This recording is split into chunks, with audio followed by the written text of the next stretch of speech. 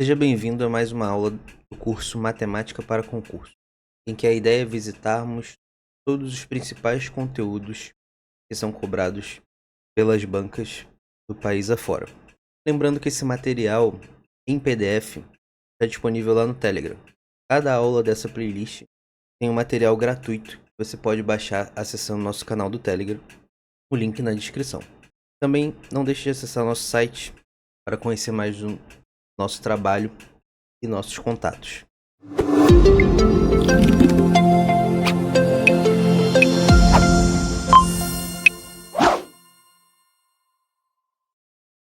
A Academia Matemática RJ é onde um sonho se realiza um pouco a cada dia. O sonho de viver e trabalhar com o exercício da matemática. Um projeto que busca servir ao próximo, compartilhando minha jornada de aprendizado, na expectativa de que isso o ajude na realização dos seus objetivos. Desde já, agradeço a todos que, de alguma forma, ajudam na construção deste sonho. Nessa aula, nós vamos fechar os conjuntos numéricos. Já vimos os naturais, os inteiros, os racionais, e agora vamos ver os irracionais, e a união desses quatro forma o conjunto dos números reais. Então, os números irracionais, você pode pensar naquelas divisões que não acabam nunca.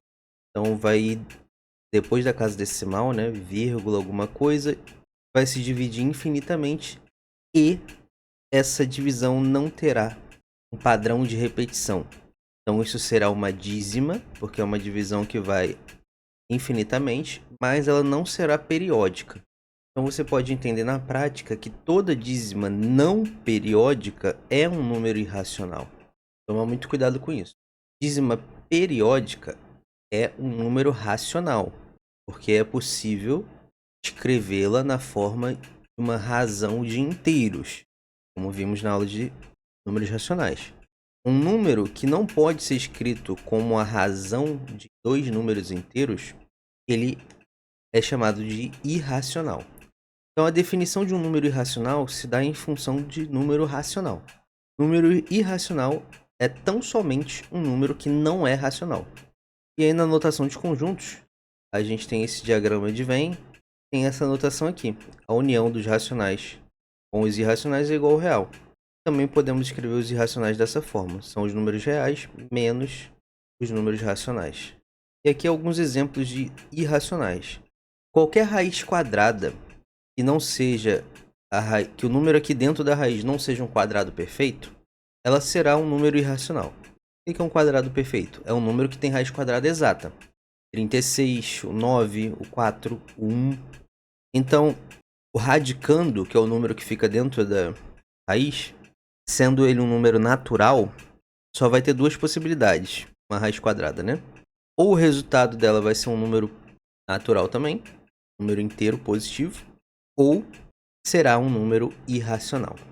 Aqui outros exemplos famosos, o π, que é a razão de ouro, que é o número de Euler, e assim por diante. Você pode pensar nos conjuntos numéricos numa reta, e aí entendendo a seguinte progressão. Quando você começa com os números naturais, 0, 1, 2, 3, imagina que essa reta tem furos, tem espaços vazios. Então lá no conjunto dos naturais não há números entre o 0 e o 1, entre o 1 e o 2, e assim por diante. Após os naturais vêm os seus simétricos, os opostos, são os negativos, inteiros. Então agora a minha reta vai por infinito positivo para o infinito negativo também. Ou seja, tão negativo quanto se queira, tão positivo quanto se queira. E aí os números racionais vêm para formar a razão. Você pega qualquer par de inteiros, faz uma divisão entre eles. Isso será um número racional. Claro que o divisor não pode ser o zero. Aí agora, por exemplo, a gente tem números como 0,5. Só que ainda, mesmo com os números racionais, ou seja, mesmo podendo botar infinitos racionais entre o 0 e o 1, por exemplo, ainda assim essa reta não está totalmente preenchida. Ela ainda tem alguns espaços. Com a chegada dos irracionais, esses espaços são fechados. Então, agora a gente tem a famosa reta real. E se eu ficar dando zoom aqui infinitamente, eu sempre vou achar um número. Qualquer ponto que eu pegue nessa reta. Então agora eu tenho o que a gente chama de continuidade. Isso aqui é contínuo quando no contexto de números reais. Então, qualquer ponto que você pegar nessa reta, você pegará num número, um número real. E aí, a partir daqui que a gente constrói aquele conceito de intervalos reais. Eu quero um x entre 1 e 2. Então, qualquer número que fique entre 1 e 2 atenderá essa exigência. Consuplan. De acordo com o conjunto dos números irracionais, marque V para as afirmativas verdadeiras e F para as falsas. Toda dízima é um número irracional. Isso aqui nós vimos que é falso, pois as dízimas periódicas são racionais. Por quê? Porque elas podem ser escritas na forma de uma razão de inteiros. Você consegue achar a fração que gerou aquela dízima. A raiz quadrada de um número quadrado perfeito é sempre um número natural, que é verdadeiro, como vimos anteriormente. A razão entre o número natural e o número inteiro é sempre um número inteiro. Isso aqui é falso. Por exemplo, 5 é um número natural, 3 é um número inteiro, mas 5 sobre 3 não é um número inteiro, vai dar um número decimal. O produto de dois números irracionais distintos pode ser um número racional. Isso aqui é verdadeiro. Por exemplo, raiz de 3 é um número irracional. E raiz quadrada de 3 não é uma raiz quadrada exata. Se eu multiplicar isso aqui por raiz 12, também é um número irracional. Isso aqui não tem uma raiz quadrada exata. Isso aqui vai ficar igual a raiz quadrada de 36. A raiz quadrada de 36 dá 6. 6 é um número racional. Então, o gabarito é letra D. Isso aqui é boa. Sebrasp. Se S é igual a R vezes raiz de 2, em que R e S são números racionais. E se S pertence ao intervalo menos 2, 2, então S é igual a... o que quer dizer essa anotação aqui? Tem vários jeitos de você interpretar isso daí. Vou escrever o S de outra forma para não confundir com... Aqui é o intervalo fechado. Aqui é o extremo para a esquerda e aqui é o extremo para a direita. Imagina a reta real. Ela cresce para a direita. Fechado quer dizer menor ou igual. Menor ou igual ou maior ou igual, né? Então, o que quer dizer aqui? O S é menor ou igual a 2 e, ao mesmo tempo, maior ou igual a menos 2. Então, ele é qualquer número real que atenda essas condições. Outra forma de ver isso seria assim, aquela notação geométrica. Bolinha fechada porque é um intervalo fechado. O intervalo aberto seria assim, com colchetes para fora. Ou ainda aberto poderia ser parênteses também. Colchete para dentro é fechado. Bolinha cheia. E aí, o que quer dizer? O S está dentro desse intervalo aqui. E ainda tem a notação que é usada lá na estatística. Seria assim.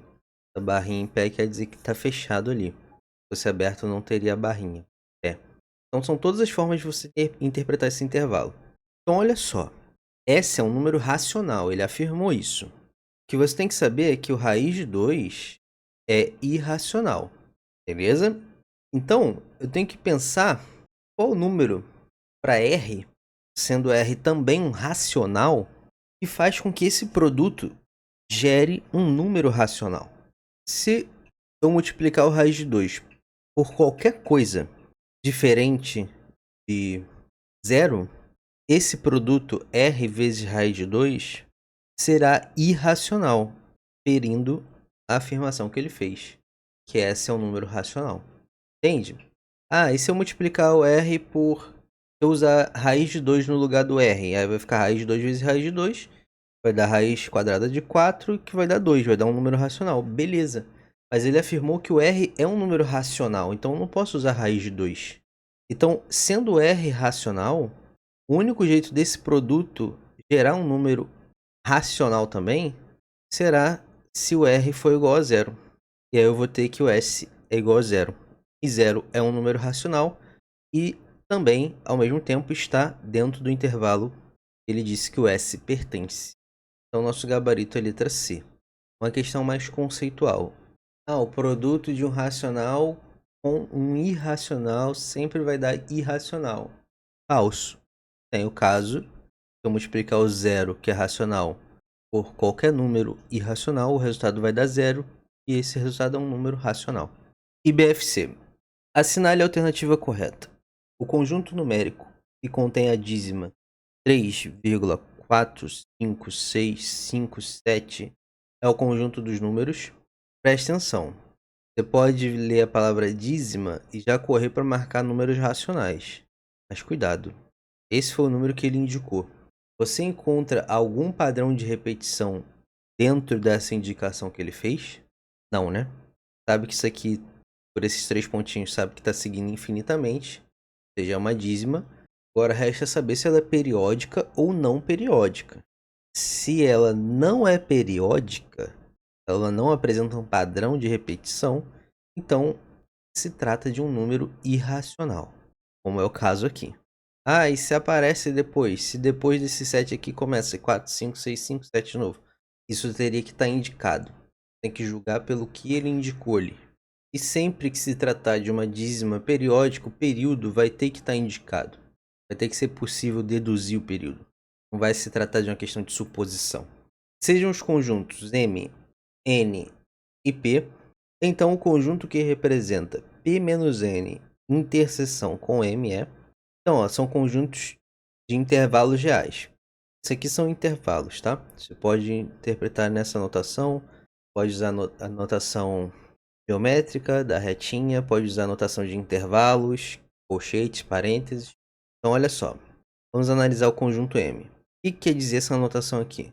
Ele está dizendo que os elementos que fazem parte desse conjunto são números reais, que vão de menos 3, podendo ser menos 3, até o 2, podendo ser o 2.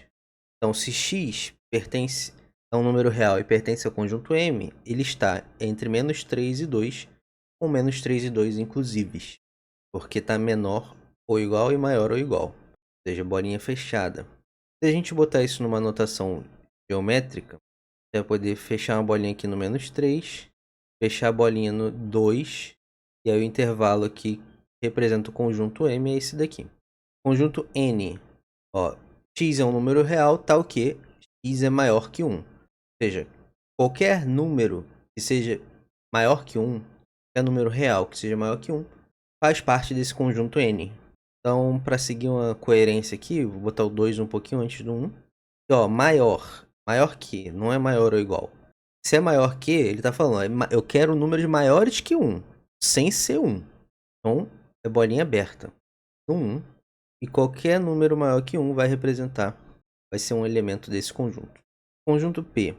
X é um número real, tal que ele está entre menos 5 inclusive e 4 exclusive. Menor ou igual, e aqui é só menor que. Então aqui é fechado e aqui é aberto. Aqui é aberto no 4 e aqui é fechado no menos 5. E os elementos de P estão dentro desse intervalo aí. Vou aumentar isso aqui. O que vai ser o P menos N? Vou tentar ver geometricamente. Vamos analisar aqui, traçar as fronteiras dos conjuntos envolvidos. Conjunto P, conjunto N. E aqui no P, o 1 ele está incluído, né? O 1 está excluído do N, mas no P o 1 está incluído. O P menos N vai ser o conjunto formado com todos os elementos de P que são exclusivos de P, ou seja, que não pertençam ao mesmo tempo ao conjunto N. Ou em outras palavras, percebe que o conjunto N tem elementos em comum com o conjunto P, que é essa galera aqui, Essa galera que é maior que 1 e menor que 4. Embora o 4 esteja incluído no N, não está incluso no P. Então, qualquer número que seja maior que 1 e menor que 4 vai ser a interseção. Então, para fins de estudo, como que ficaria essa interseção de P com N? Ficaria um intervalo aberto nos dois extremos e vai de 1 a 4. Então, P menos N vai ser o conjunto P menos essa interseção de P com N. Então, P menos N vai ser isso daqui, com 1 incluso. Porque o 1 não faz parte de N. Então, trazendo para cá para baixo, P menos N será o intervalo fechado menos 5 até o 1. E eu quero esse conjunto, a interseção desse conjunto com o conjunto M. Então agora vamos traçar as fronteiras do conjunto P menos N. Daqui é só para visualizar melhor, tá? Fique à vontade para buscar os seus jeitos de visualização. E aqui as fronteiras do conjunto M. Então eu quero a parte da fronteira que seja comum aos dois. Aqui, ó, essa parte P menos N tem, mas M não tem nada. Nessa segunda divisão aqui, ó, os dois têm. Na terceira, só o M tem. Aqui não tem nada. Na quarta, nenhum dos dois tem nada. Então, como eu quero a interseção, eu quero todos os elementos que são comuns aos dois conjuntos, ou seja, todos os elementos que pertencem aos dois conjuntos simultaneamente, ao mesmo tempo. Então, ó, menos 3 está fechado aqui, então menos 3 pertence ao M. E aqui o menos 3 também pertence ao P menos N. O 1 aqui está fechado no M, ele é um elemento de M. E o 1 também é um elemento de P menos N. Então, nosso intervalo interseção entre esses dois vai de menos 3 ao 1 com os extremos inclusíveis. Então, P menos N interseção com M ficaria aqui, ó, do menos 3 ao 1. Para praticar notação, em notação de intervalos ficaria assim. Em notação tabelas de estatística ficaria assim. E na notação que está na resposta, a gente teria, ó, que x é um número real, tá, ok, x é menor ou igual a 1, maior ou igual a menos 3. Isso aí está lá na resposta letra E. E agora, ó, eu vou convidar você para o seguinte, treinar as notações de intervalo, para dominar isso aí legal. Aqui, ó, menor que, não tem igual, então é bolinha aberta. É menor ou igual, maior ou igual, bolinha fechada. Ou seja, aquele elemento está incluso nesse intervalo. Se não é menor ou igual ou maior ou igual, é só menor que ou maior que, então aquele elemento não está incluso. Então, em notação de intervalo, como é que fica isso aqui? Intervalo que vai de 1 a 2, ou seja, números que estão entre 1 e 2.